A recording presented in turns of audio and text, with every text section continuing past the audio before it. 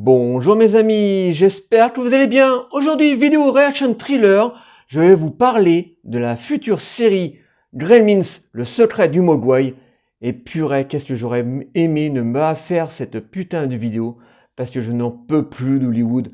Purée les mecs, venez me chercher, je suis en dépression. Donc, c'est parti. Look at you. He would do anything to get these Mogwai. Go get him, Sam.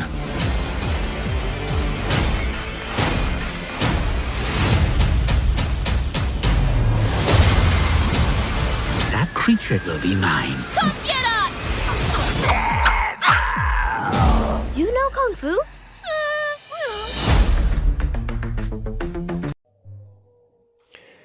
Non, non et non. Bordel de Dieu. Bon, je dis pas bordel de merde, sinon je vais me faire straquer. Hier soir, je me mets devant ma télévision, j'allume YouTube pour aller voir les vidéos des confrères youtubeurs. Et qu'est-ce que je vois là?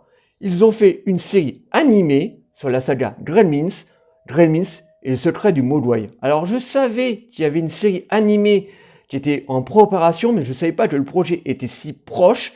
Donc je mets en route la bande-annonce de cette série. Et mon Dieu, qu'est-ce que j'ai vu là?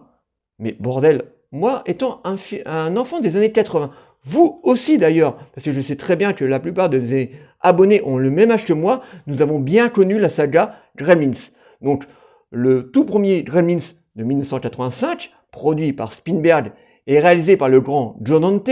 Ensuite Gremlins 2, réalisé en 1990 toujours par Spielberg et Joe Dante.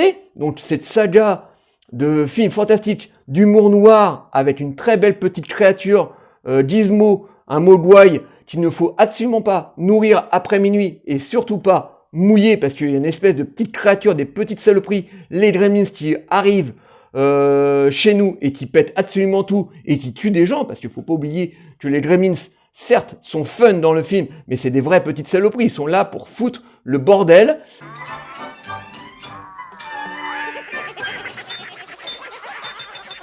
Et là, ils ont fait une série de cet univers, mais pour les 4, 10 ans, allez, 12 ans, grand maximum, une série où ils ont tout dégraissé. L'humour noir qui faisait le charme de cette saga n'y est plus du tout. Parce que, rappelez-vous bien, à l'époque de la sortie du tout premier Gremlins en 85, le film était interdit aux moins de 12 ans. Oui, parce qu'à l'époque, on savait protéger notre jeunesse. Parce que maintenant, de nos jours, est-ce que vous voyez souvent des films qui sont interdits aux moins de 12 ou 13 ans? Maintenant, tous les films sont le grand public. Enfin bon, bref. Avec les films aussi qui font maintenant de nos jours, on risque pas de choquer notre nouvelle génération. Mais à l'époque, on savait protéger notre jeunesse. Parce que Gremlins, à la fois, c'était cool, mais il y avait un humour quand même assez pince sans rire, grinçant. Surtout avec les personnages des Gremlins, qui étaient très cool, voilà, avec des aspects vraiment très top, avec de très beaux animatronics, mais c'était des vraies petites saloperies. Rappelez-vous, dans le tout premier film, il tue quand même Madame Diddle. Alors même s'il la tue avec les jambes en l'air, Madame Diddle, elle y passe.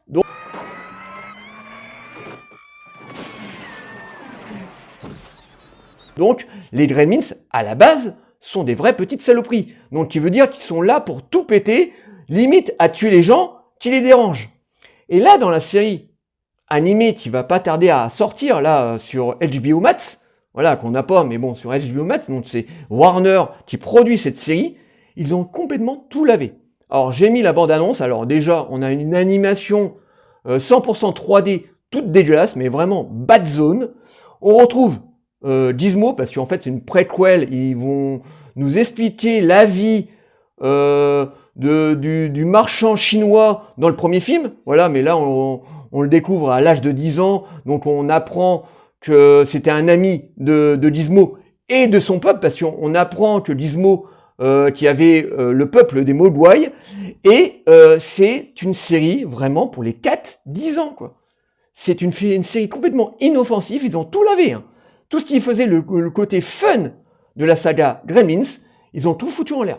Alors, dans la bande-annonce, ce qui est marrant, c'est que en tant que producteur, il y a Joe Dante. Alors Joe Dante, bon, s'il peut récupérer du pognon au passage, voilà, il n'en a plus rien à foutre. De toute façon, très longtemps, ils ont parlé d'un Gremlins 3. Alors ça devait certainement pas intéresser Steven Spielberg et encore moins Joe Dante. Donc, Warner se sont retrouvés dans une impasse, comme ils pouvaient pas faire de Gremlins 3, ils se sont dit on va se rabattre sur une série animée pour gosses. Voilà, pour se faire du pognon, hein, c'est toujours pareil. Hein. Voilà, on reprend des vieilles sagas des années 80, mais pour se faire du pognon.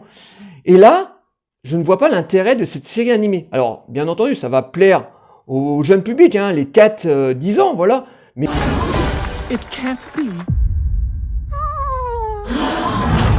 That is a... nous, on est complètement mis de côté. Hein. Je vous dis déjà, l'animation est dégueulasse.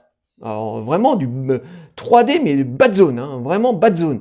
Ça va permettre peut-être, allez, à vendre des pluches Gizmo, voilà, parce que ça marche avec gros goût. Pourquoi pas le faire avec Gizmo, hein, voilà, c'est la mode maintenant, le merchandising. Donc voilà, ils vont peut-être réussir à vendre du Mogwai, mais voilà, tout ce qui faisait la richesse de cette saga, tout ce qui faisait la méchanceté des Gremlins, on la retrouve plus du tout. Alors oui, on retrouve Gizmo avec le même doublage, voilà, comme dans les deux premiers films. Et c'était un personnage que j'adorais. Hein. Gizmo, il était super bien réussi, un beau petit animatronique avec des petites oreilles toutes pointues. On aurait tous aimé avoir un Mogwai chez nous. Et dès qu'on nourrissait Gizmo après minuit et qu'on le mouillait, on a cette petite saloperie qui était Gremlins, qui était là pour tout foutre en l'air. Alors avec un humour très adulte et très humour noir, mais il nous faisait rire les Gremlins. Mais on savait très bien que derrière tout ça, il y avait de la violence bien entendu cachée par de l'humour, mais c'était quand même des créatures qui étaient là pour foutre le bordel. Et là, on a juste des créatures fun, parce qu'on retrouve bien entendu les Gremlins, et ça se passe en plus dans un temps, dans les années 40, un truc comme ça, en Chine, où on retrouve donc ce vendeur chinois qui a une dizaine d'années, qui est copain avec le Mogwai, Gizmo, et on va vite apprendre que Gizmo avait qu'une famille, et bien entendu, il va avoir des aventures qui va faire apparaître les Gremlins. Alors on a des Gremlins qui ressemblent à tout sauf à des Gremlins. Alors, ils ressemblent, hein, mais on est loin des Gremlins des films. Alors on a des Gremlins gros, maigres, des gros Gremlins, une espèce de gros boss, là, je sais pas, le père des Gremlins, alors, je sais pas où ils sont partis, mais purée, mais qu'est-ce que c'est de ça, quoi? C'est nouveau maintenant, on fait des séries animées pour les 4-10 ans de sagas qui étaient pour, à la base, les 12-40 ans. Voilà. Parce que, encore une fois, le premier Gremlins, à l'époque, était interdit au moins de 12 ans. Et si ils interdissaient le film à partir de moins de 12 ans, c'est qu'il y avait une violence, certes fun, mais qui pouvait heurter la sensibilité des plus jeunes. Et voilà, et là, ils font une série pour les plus jeunes. Donc je ne comprends plus Hollywood, là, sérieux les mecs, j'en peux plus là. Ils sont en train de prendre toutes les sagas que nous, on a adorées dans notre jeunesse, ils nous torpillent ça complètement, en fait, ils nous chient à la gueule, hein, ils chient à la gueule d'une génération totale, les 40-50-naires, en faisant de la merde. Parce que, encore une fois, hein, bon, je tape très souvent sur le studio Disney. Bon, en ce moment, le cancer même du film de divertissement à Hollywood, donc les Ghostbusters, sont issus, enfin, le cancer, c'est le studio Disney, parce que Disney a racheté la faute, ils sont en train de racheter tout au fur et à mesure. Et c'est quand même eux qui ont racheté la licence Star Wars, c'est comme eux qui ont racheté la licence Indiana Jones, qui ont fait pas mal de remakes, c'est eux qui torpillent tout. Et les autres studios à côté, au mieux de faire quelque chose en disant, voilà, on va pas prendre d'exemple sur le studio Disney, ils font exactement la même chose. Ils disent, bah nous aussi on veut se faire du pognon.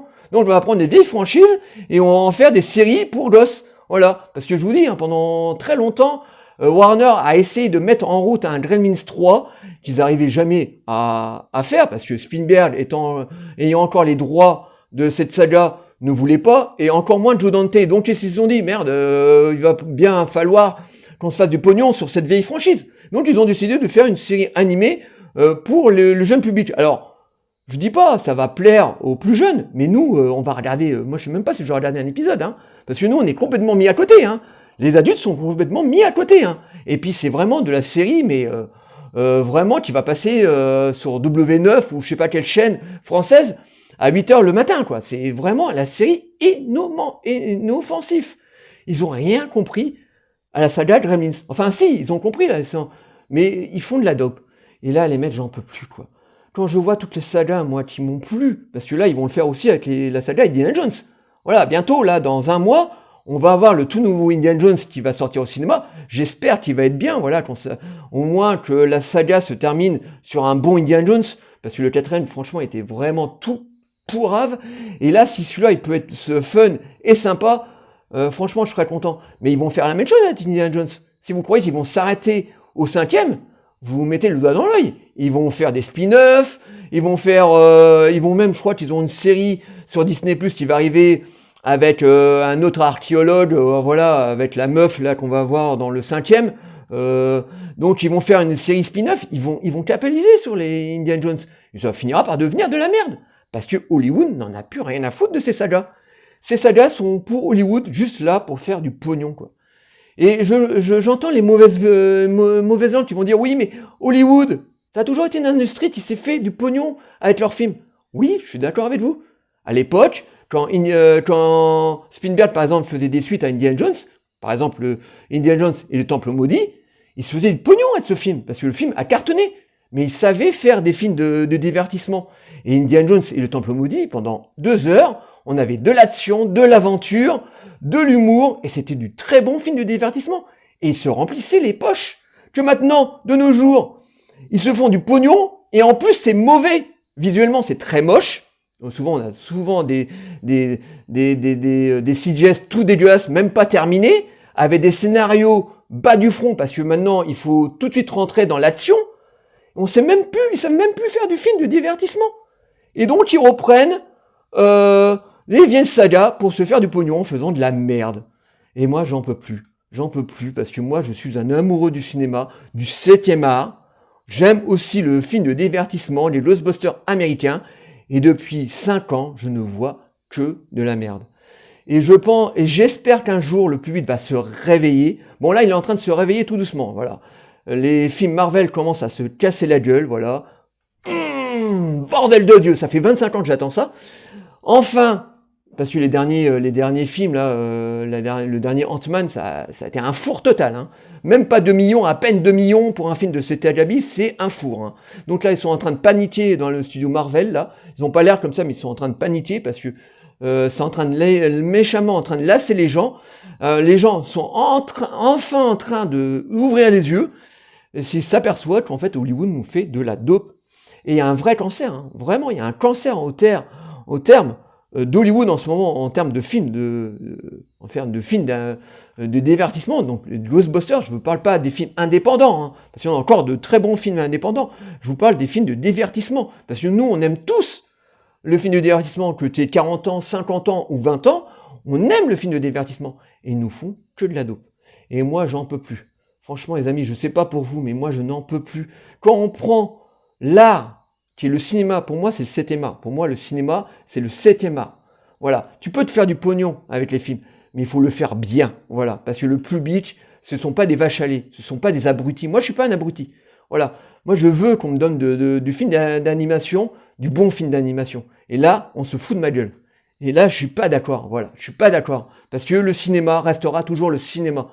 Voilà, heureusement qu'on a encore des vieux de la vieille comme Spielberg, plus comme, parce qu'il est parti en retraite, mais Scorsese, ou Brian De Palma, tous ces réalisateurs-là sont pratiquement en fin de carrière. Brian De Palma, il n'a pas fait un film depuis longtemps, mais heureusement qu'on a encore ces réalisateurs qui sont des artisans du cinéma, parce que Spielberg, très souvent dans les interviews qu'il donne, lui-même se prend pas pour un génie. Il dit, moi je suis pas un génie, je suis juste un artisan du cinéma. Lui qui a été biberonné au film des années 50, des petites productions des années 50, que ce soit des westerns ou que des films de science-fiction, il a été biberonné à ces films-là. Il a aimé ces films-là, donc il les a retranscrits dans les années 80. Et putain, qu'est-ce qu'il faisait du bon film de divertissement. Donc on a eu les Gremlins, on a eu les Goonies, on a eu toutes les productions Amblin qui étaient excellents. Et c'était des productions où ils se faisaient du maximum de pognon. Mais à l'époque, ils savaient encore faire du film de divertissement, qui n'est plus le cas de nos jours. Maintenant, ils parlent que par des chiffres. Voilà. Ils pensent déjà à combien va leur apporter le film avant de créer l'histoire et de faire le casting et toute la production du film. Ça ne marche pas comme ça. Et moi, j'en ai plein le cul. Donc, pour finir cette vidéo, parce que là, je pourrais parler pendant 1 heure, allez voir la bande-annonce de la future série animée Gremlins. Gremlins, c'est le secret du Mogwai. Et dites-moi, franchement, dites-moi ce que vous en pensez dans les bandes-annonces, dans les messages, de ce que vous en pensez, parce que franchement, bon, même si c'est une série inoffensive, ça va être pour nos jeunes enfants, c'est pour moi scandaleux. Tu prends pas la saga Gremlins et t'en fais une série animée pour des gosses de 4-10 ans. Voilà, t'en fais pas, voilà, tu fais une série animée, mais qui respecte l'univers de la saga qui a été fait il y a 40 ans en arrière. Voilà, mais tu fais pas une série animée pour les 4-10 ans. Complètement dégraissé. Donc voilà, je vais m'arrêter là parce que je pourrais parler pendant 1 heure de toute la cochonnerie que Hollywood nous envoie depuis au moins 10 ans avec les Marvel, avec les films pourris du DC et tous les autres studios. Hein, parce que, encore une fois, très souvent je m'attaque au studio Disney parce que c'est eux le cancer de Hollywood en ce moment. Hein, ils rachètent tout. Hein, donc voilà, donc les studios à côté ils disent bah, nous aussi on veut faire de la merde, nous aussi on veut se faire du pognon. Donc ils prennent exemple sur Disney. Au mieux de ne pas prendre d'exemple sur eux, non, ils font la même chose. Parce qu'eux aussi, ils ont envie de se faire du pognon. Donc, dites-moi dans les messages, qu'est-ce que vous en pensez de cette bande-annonce, de cette série animée Gremlins? Je suis bien curieux de savoir ce que vous en pensez. Voilà. J'espère que cette grande vidéo vous aura plu. Likez, délikez, abonnez-vous. N'hésitez pas surtout à m'envoyer des messages sur cette série animée Gremlins. Je vous répondrai toujours avec plaisir. Et je vous dis à très très bientôt. J'en peux plus, amis. J'en peux plus. Ciao.